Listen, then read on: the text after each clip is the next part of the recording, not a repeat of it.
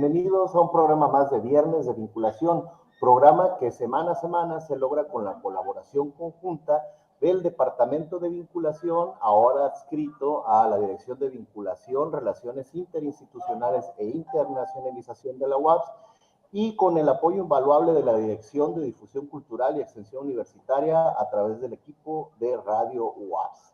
Un saludo a todos los radioescuchas que nos sintonizan a través del 1180 de AM y a través de la transmisión de la fanpage de Facebook del Departamento de Radio UAPS. Les recordamos que la transmisión de este programa pues también se hará posteriormente de manera diferida en la fanpage del Departamento de Vinculación. Y bueno, como saben los radioescuchas y quienes nos han seguido todo ese tiempo, el Viernes de Vinculación trata de hablar temas que van un poquito, salen un poco fuera del rigor académico, sin embargo, con la relevancia y la importancia que tiene que ver primeramente con lo que ha sucedido por la contingencia sanitaria derivada de la COVID-19 y ahora el regreso también a actividades presenciales o semipresenciales, ¿no? En la que estamos pues inmersos ahorita, que es la vuelta de regreso a la universidad. Y bueno, en esta ocasión nos acompaña el doctor Rodrigo Serrano Castro para hablarnos un poco sobre el tema de Viernes de Vinculación, en relación a la conmemoración del próximo 24 de marzo, que es el Día Internacional del Derecho a la Verdad. El doctor Rodrigo Serrano nos va a hablar sobre las violaciones graves de los derechos humanos y dignidad de las víctimas. Un gusto saludarlo, doctor Rodrigo. Mucho gusto. Igualmente, ingeniero Sergio Antonio Bianchi, muy buenas tardes. Qué gusto estar con ustedes. Muchas gracias por la invitación. Excelente, maestro, muchas gracias. Y bueno, les cuento un poco sobre el doctor Rodrigo Serrano. Él es licenciado y doctor en Derecho por la Universidad Nacional Autónoma de México. Es profesor investigador de nuestra universidad en la licenciatura de Derecho y en los posgrados de maestría y doctorado en Derechos Humanos, así como también en el posgrado de Ciencias Marinas y Costeras. El doctor Rodrigo Serrano es miembro del Sistema Nacional de Investigadores, reconocido por CONACYT como nivel 1. Fue abogado general de nuestra universidad y actualmente se desempeña como magistrado del Poder Judicial del Estado. Es un placer tenerlo por acá en este Viernes de Vinculación, doctor. Y bueno, para iniciar en materia ya con este programa, me gustaría que nos platicara un poquito en el contexto general de los derechos humanos, que nos platicara un poco sobre su experiencia dentro del programa educativo de posgrado en Derechos Humanos que ofrece la universidad, cuál fue su origen y cómo se visualiza a unos años de distancia, doctor. Muchas gracias nuevamente, ingeniero Bianchi, qué gusto saludarte. Tenemos la oportunidad de conocerte hace muchos años.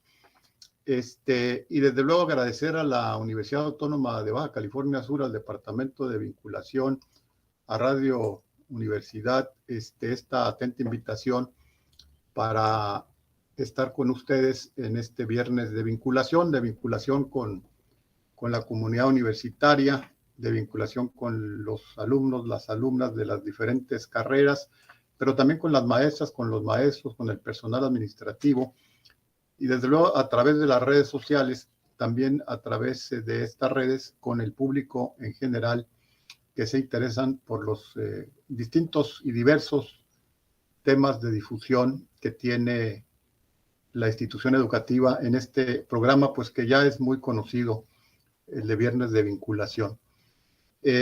Decirte en realidad que hoy es un día pues importante, muy significativo por diversas razones, precisamente porque, como tú ya lo decías, tenemos enfrente el día 24 de marzo, que es la semana que entra, la conmemoración de este Día Internacional del Derecho a la Verdad, por un lado. Pero por otro lado, estamos en el marco también, no podemos dejar de lado, de los 46 años de vida universitaria. El 16 de marzo pasado, el miércoles pasado, se conmemoraba un año más de inicio de actividades en la institución, ya con 46 años, Y por otra parte, además, por si fuera poco, tenemos también el día de hoy la institución educativa, la entrega de profesionistas y graduados en diferentes posgrados a la sociedad, porque esta tarde precisamente el señor rector, Dante Arturo Salgado, y las autoridades universitarias estarán atestiguando la entrega, entiendo, de 145 títulos profesionales, por un lado, y por otro lado, 5 grados del nivel de maestría o bien de doctorado. Entonces, todo ello pues implica que reflexionemos en un momento importante en la vida de la universidad, pero también en el contexto regional, en el contexto internacional, sobre todo ante los acontecimientos que se encuentran, pues que somos testigos todos los días de lo que está aconteciendo en el contexto internacional también. Entonces, precisamente, la pregunta que me haces tiene que ver con el surgimiento de este posgrado que está adscrito al Departamento de Ciencias Sociales y Jurídicas y que nace en el 2016, Sergio, porque en ese año hay un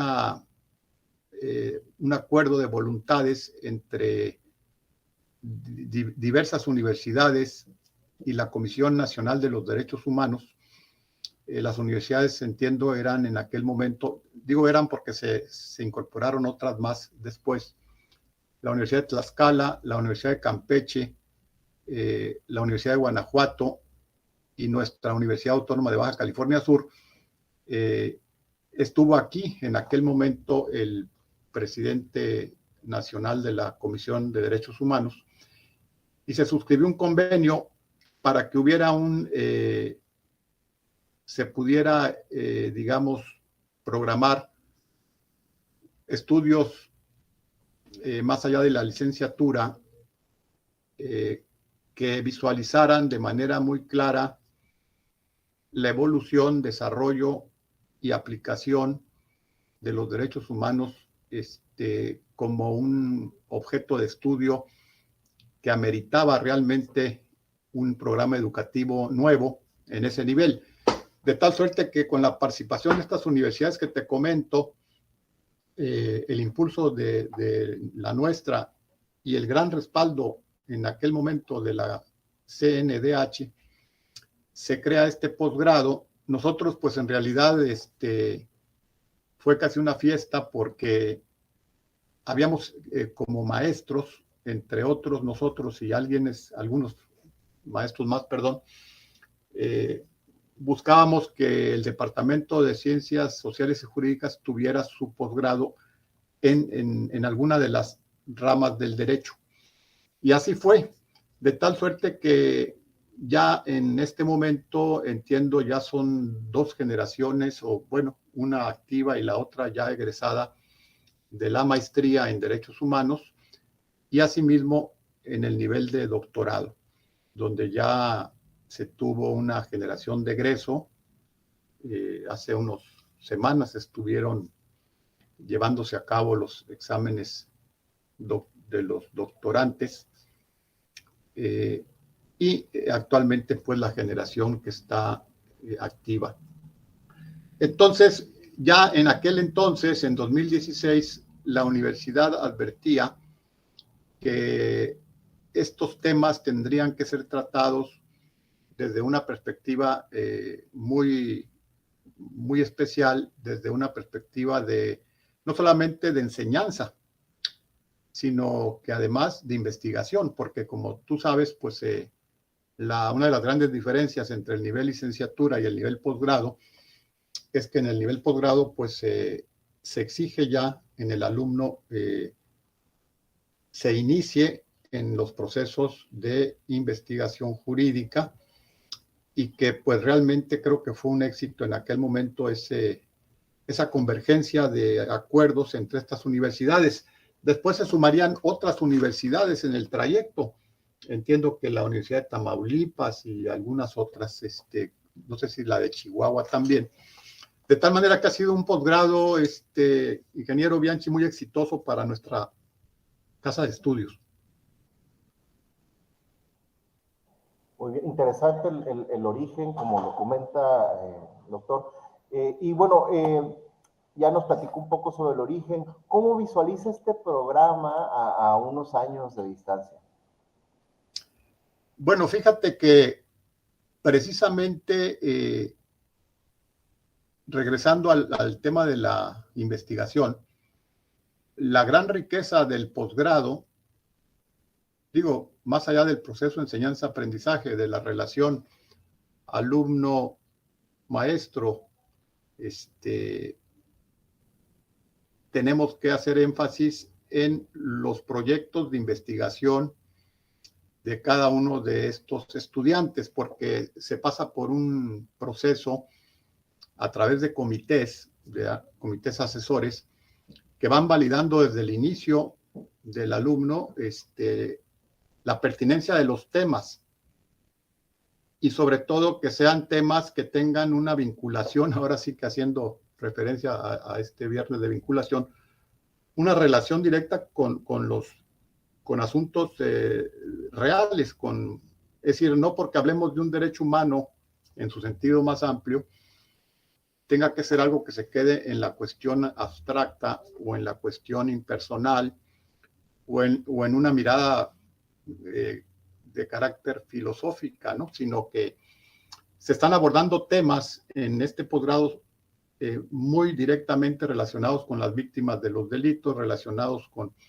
el proceso penal oral y adversarial nuevo que le llaman, asuntos que tienen que ver con el estatus que tienen los internos en los penales y cuáles son los procesos de rehabilitación, si están funcionando o no, cómo se encuentra nuestra Constitución, nuestra Carta Magna ante la cotidianidad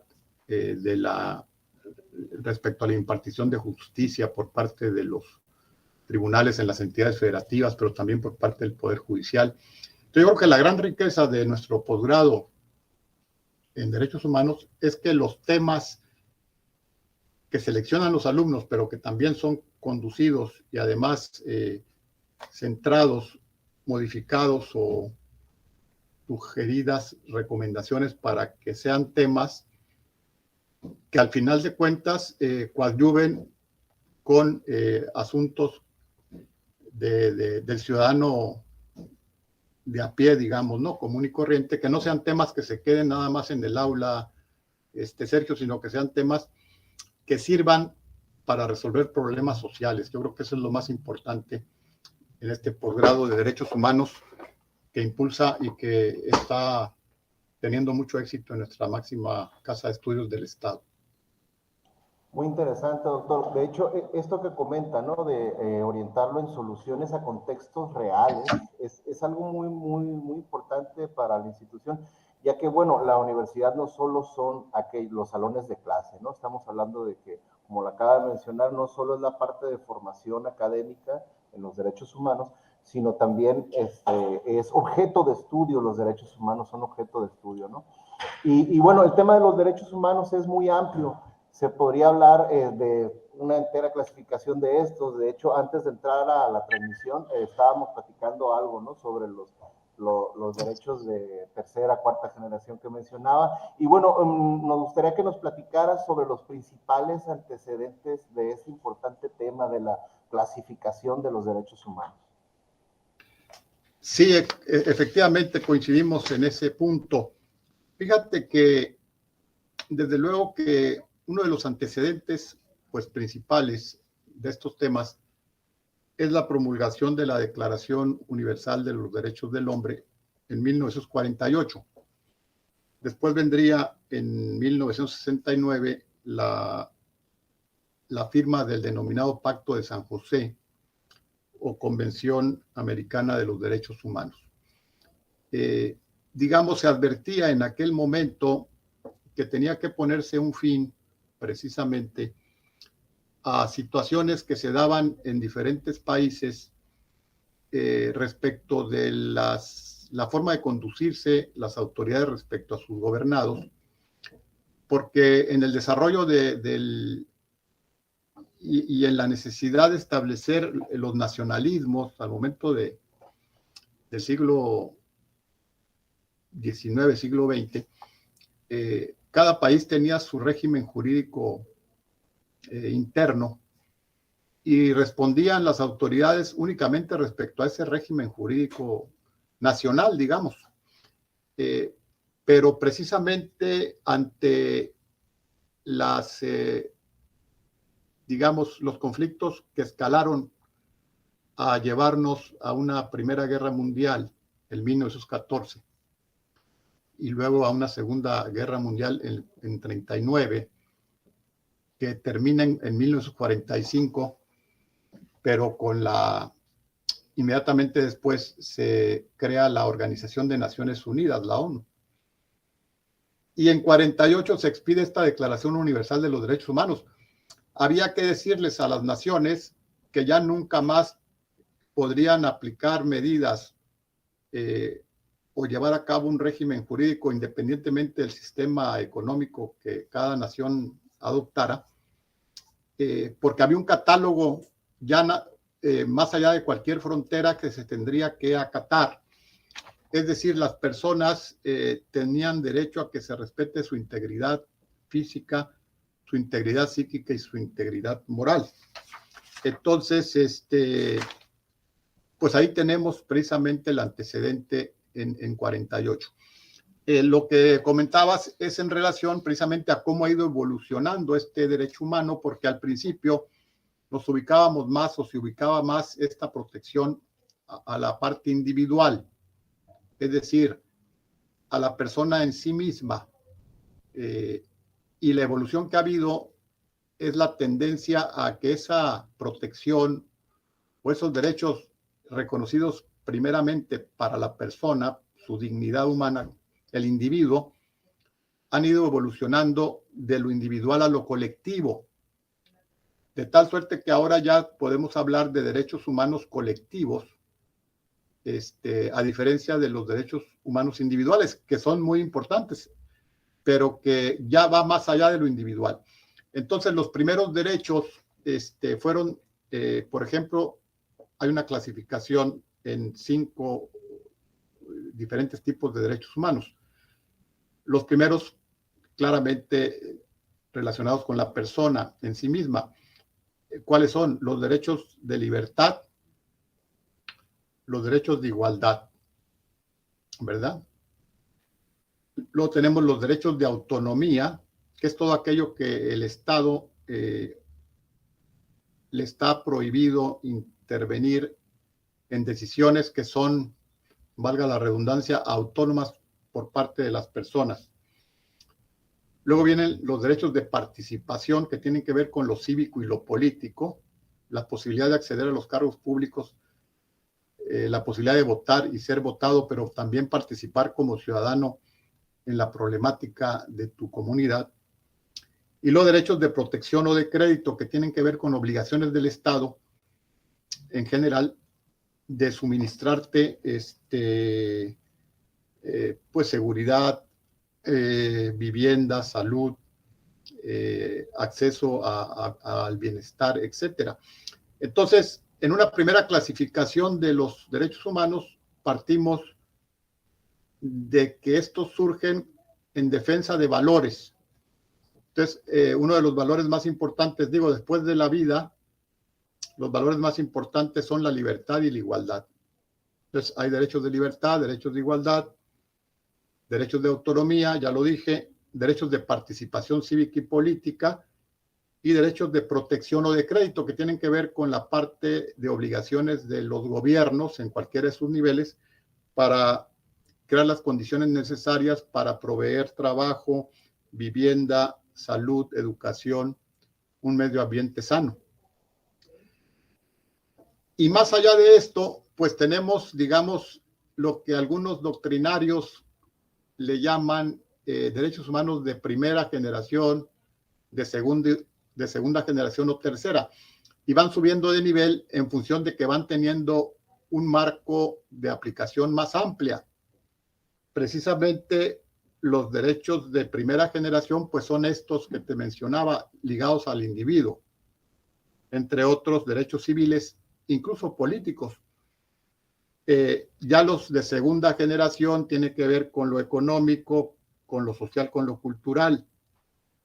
Los denominados derechos de tercera generación ya son derechos colectivos, por ejemplo, el derecho al medio ambiente sano, o el derecho a la paz pública, o el derecho a una calidad de vida digna.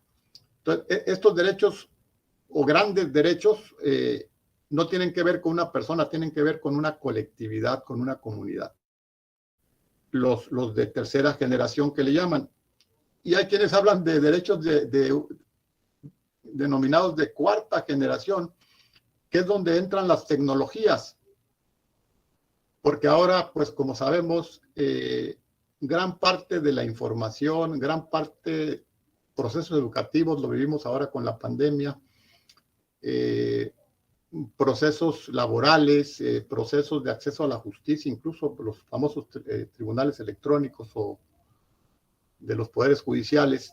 Entonces, el acceso a la tecnología ya no es saber quién puede tener la tecnología y quién no, sino que se visualiza ya por doctrinarios y estudiosos del derecho que el acceso a la tecnología, al Internet, por ejemplo, ya es un derecho humano o debe considerarse un derecho humano, porque, por ejemplo, no se pueden abrir las brechas porque uno tiene el equipo de cómputo y el otro no, o porque uno pues se le alcanzó para el saldo en su celular y el otro se le agotó.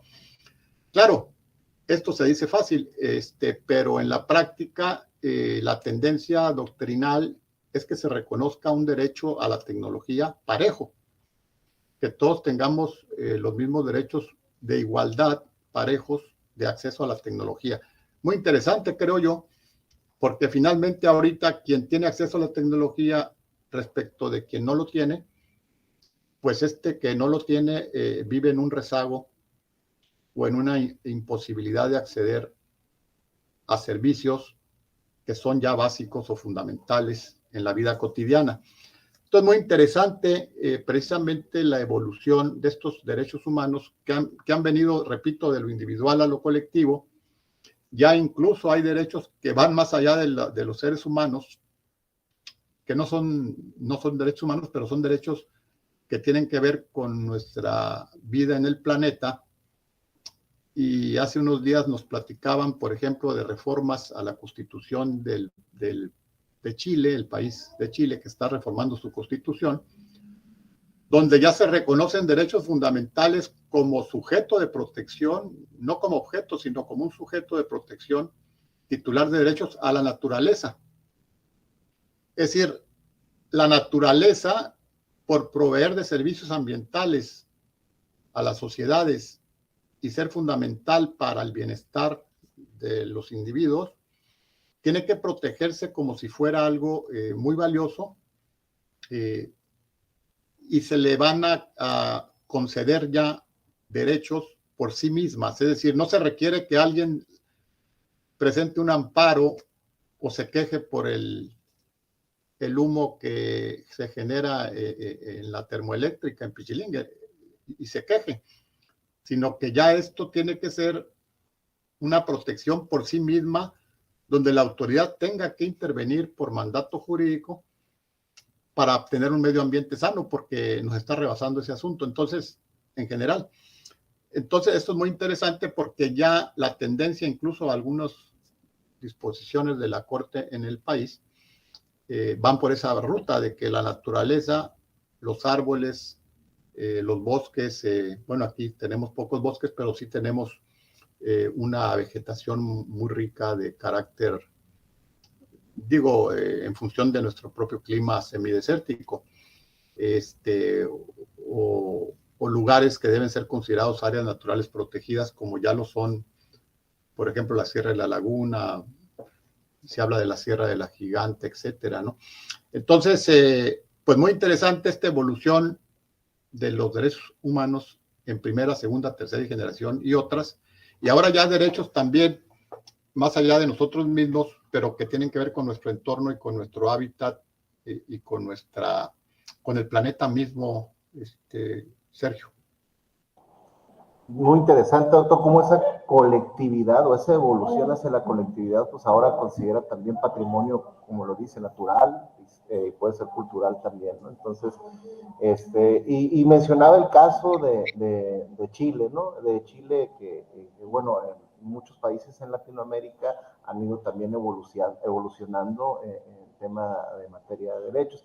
Y bueno, aquí en México, en particular en materia de derechos humanos de las víctimas, recientemente aquí en nuestro país hubo dos reformas importantes constitucionales, que fueron la del año 2008 y la del 2011. Me gustaría que nos platicara un poco sobre estas reformas y qué ha pasado, cuáles han sido los impactos a partir de la vigencia de las mismas reformas. Sí, muy interesante la pregunta. Fíjate que de las reformas constitucionales que hemos tenido en los últimos 20 años, yo pudiera afirmar pues que las más relevantes han sido las que se llevaron a cabo en el año de 2008 y la del 2011.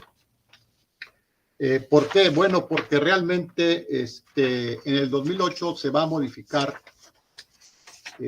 todo el esquema y seguimiento en parte a la procuración y también a la impartición de justicia, por lo que hace a las personas que cometen presuntamente una conducta fuera de la ley, es decir, están en la hipótesis de haber llevado a cabo con su conducta ilegal un delito.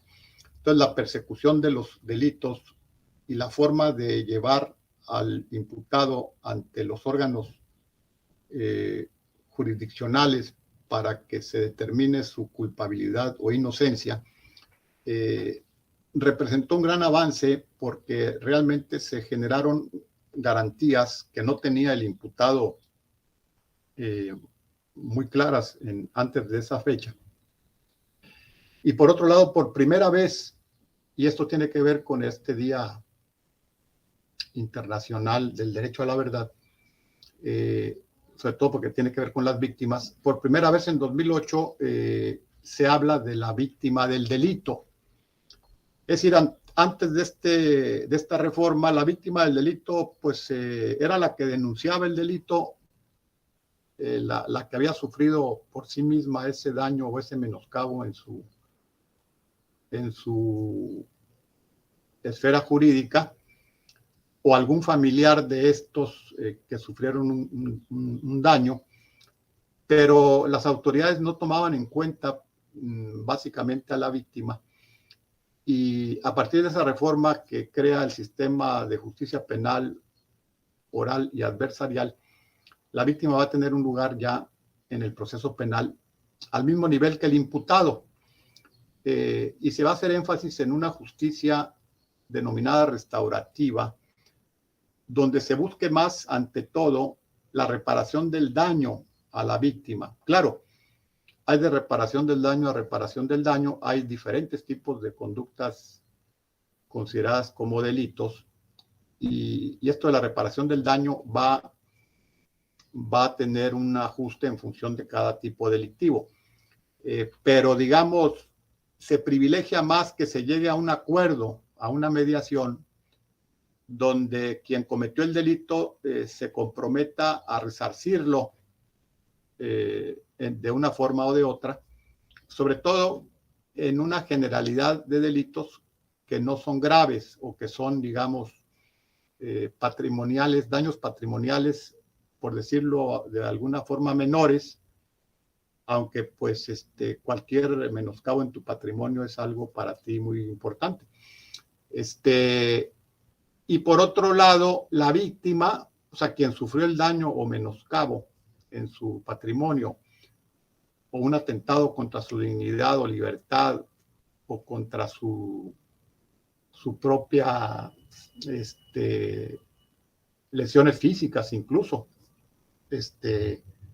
sea considerada por la justicia para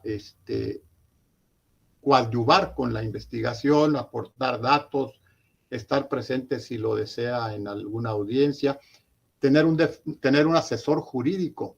la víctima, que le otorgue apoyo legal, contar con psicólogos, contar con médicos, con especialistas, con instalaciones, cuando se trata de víctimas de delitos pues que son muy penosos,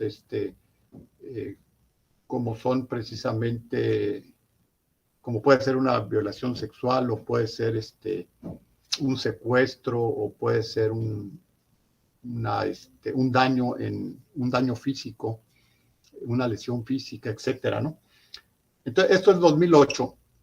Y ya en 2011 tendríamos la gran reforma relacionada con modificaciones a varios artículos de nuestra Carta Magna, donde incorporan ya los derechos humanos y hacen ver que estos son derechos humanos por sí mismos, evitando aquella confusión que se daba entre garantía y derecho humano. Porque anteriormente se hablaba ¿no? Recordarás que el primer título de la Constitución era de las garantías individuales y sociales. Entonces la garantía es muy importante porque es el medio de defensa del derecho, pero se le daba más importancia a la garantía, al medio de defensa, que al derecho mismo, de tal suerte que todas las autoridades administrativas, ejecutivas, de los niveles de gobierno, poderes, de acuerdo al primero de la Constitución, están obligados no solamente a respetar, sino a promover, difundir, y que todas sus acciones vayan encaminadas a proteger la dignidad humana en su actuación pública. Se dice fácil, pero digamos, esto ha ido propiciando un cambio lento, difícil en las instituciones, pero que poco a poco se ha ido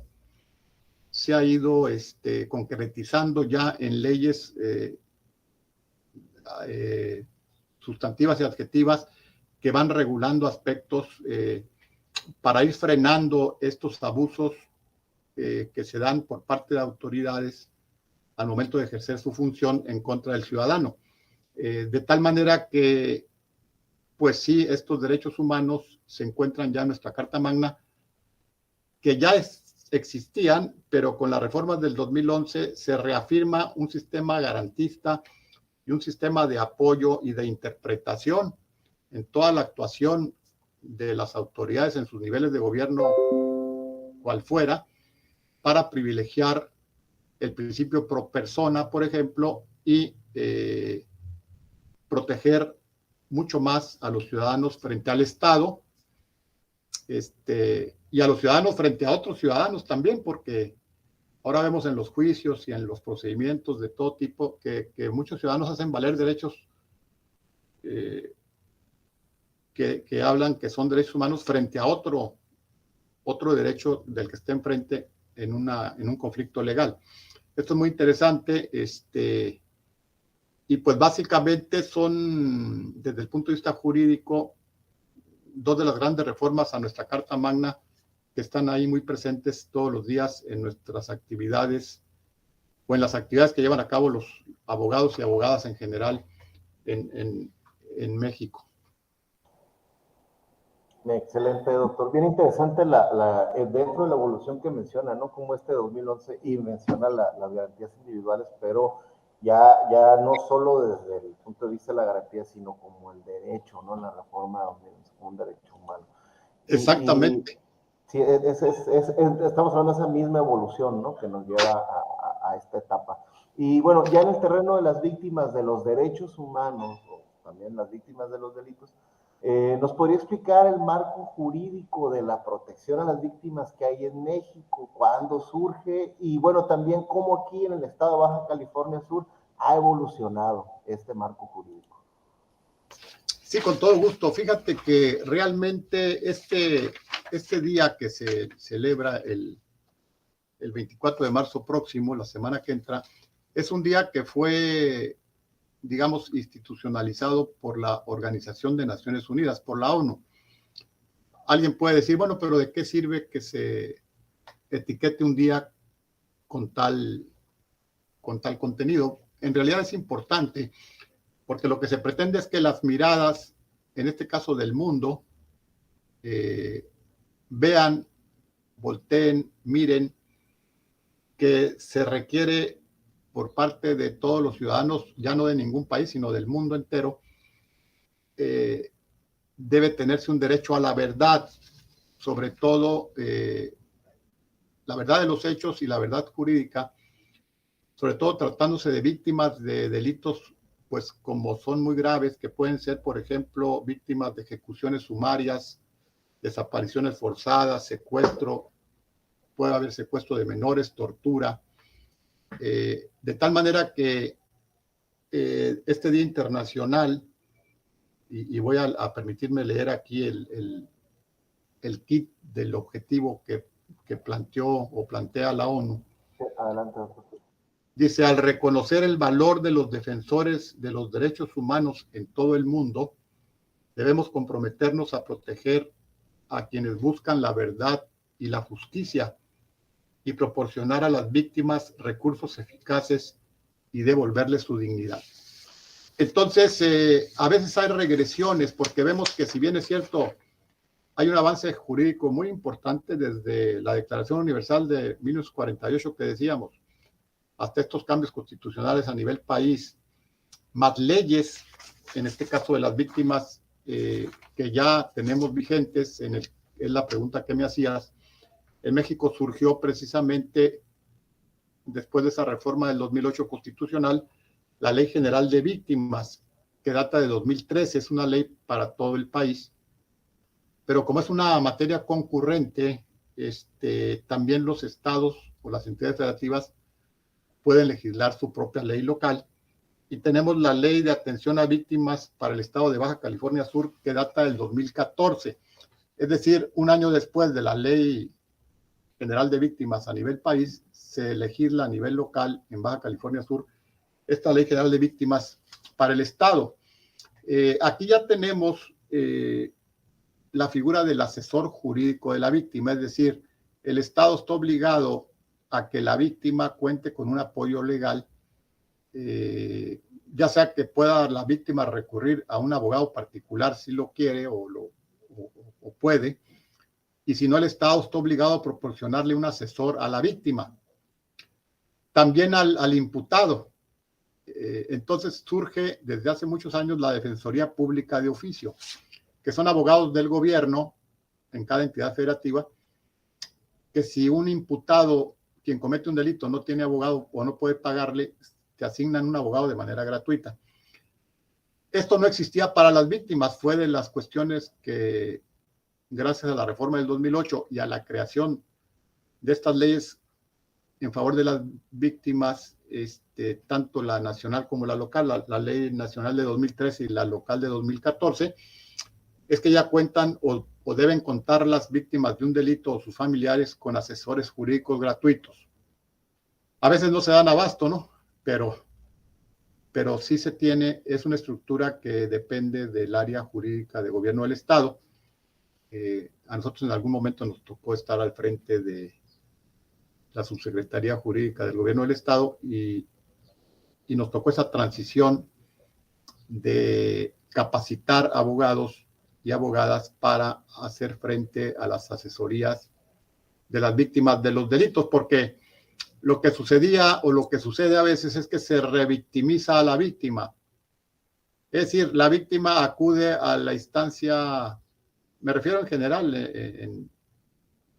en el contexto nacional, acude a la instancia de procuración de justicia o al Ministerio Público, y pues muchas veces tiene que esperar, pasan 2 horas y no la atienden, a lo mejor llega con una lesión y pues no es canalizado pronto a un servicio médico, empieza a dar vueltas. Entonces, lo que se pretende con estas leyes es que las víctimas tengan un apoyo firme, legal, y además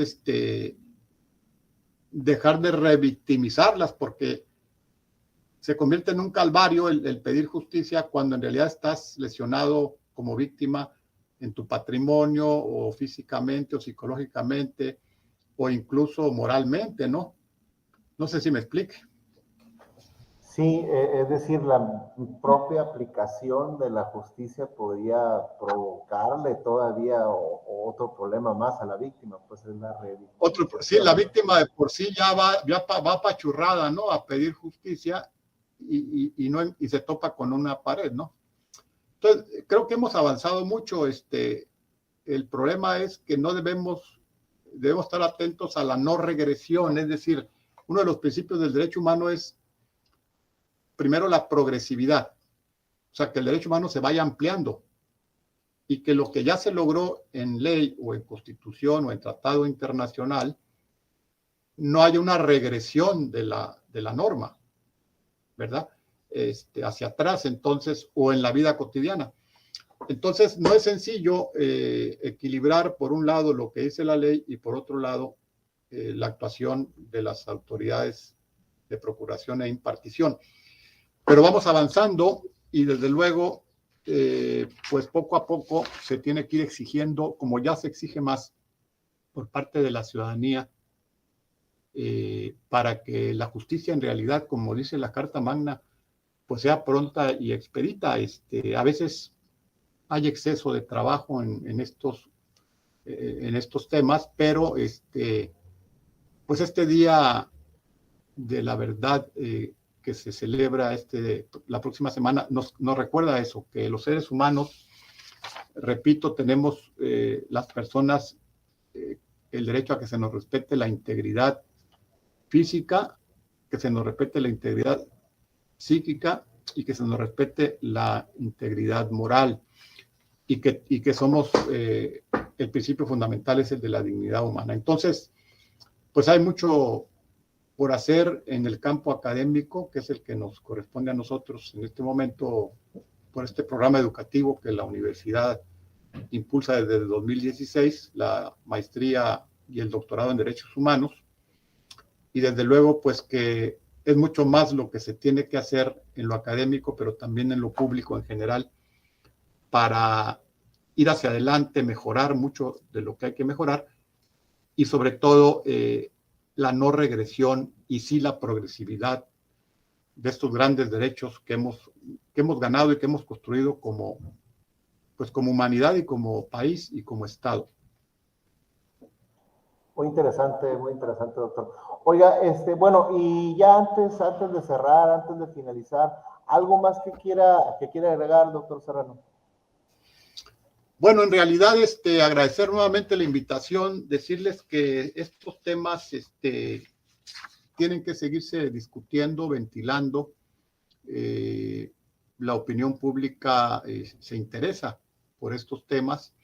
En el caso de las leyes que protegen a las víctimas, pues tenemos ya una comisión que se había instituido o que se instituyó aquí de protección a las víctimas.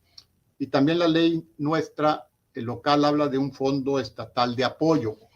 Ese fondo estatal de apoyo pues tiene que ver con una ingeniería financiera para ir viendo los mecanismos económicos de apoyo a las víctimas, de apoyos indirectos.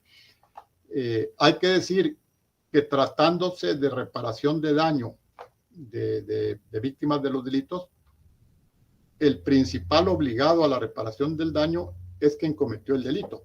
Es decir,